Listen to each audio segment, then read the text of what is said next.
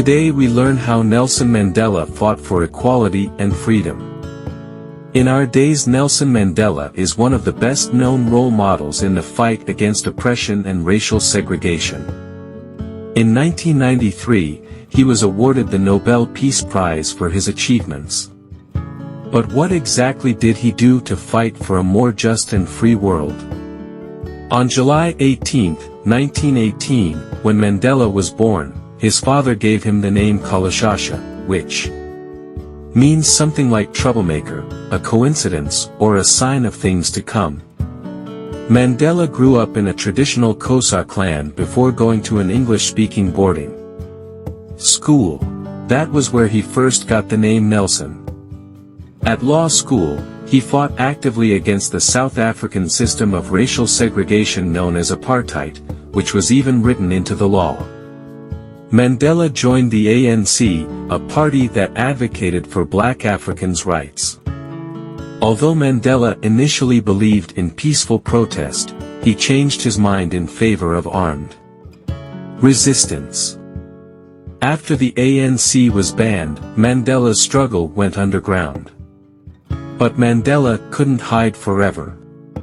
In 1962, he was arrested and sentenced to life in prison as a terrorist. Although some Western politicians supported his imprisonment, more and more people around the world advocated for his release. In 1990, South Africa's new president, Frederick de Klerk, gave in and set the troublemaker free. 4 years later, Nelson Mandela ran for office in the country's first democratic election and was voted in as South Africa's very first black president.